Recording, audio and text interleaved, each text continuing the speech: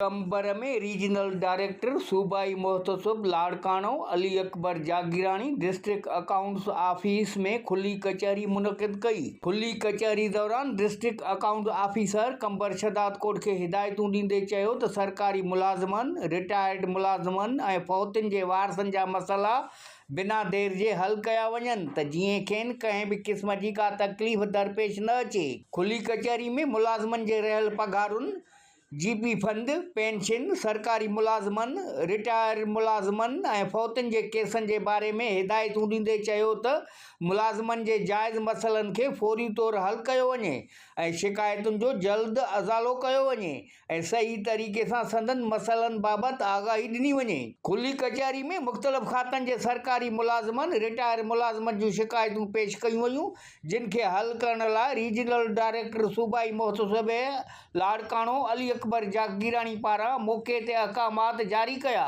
ऐं चयो त खुली कचहरी मुनक़िद करण जो मक़सदु पिणु उहो आहे त जेकी बि शिकायतूं आहिनि उन्हनि खे हल करण सां गॾोगॾु मुलाज़मनि खे तकिड़ो ऐं सस्तो इंसाफ़ फ़राहम थी सघे।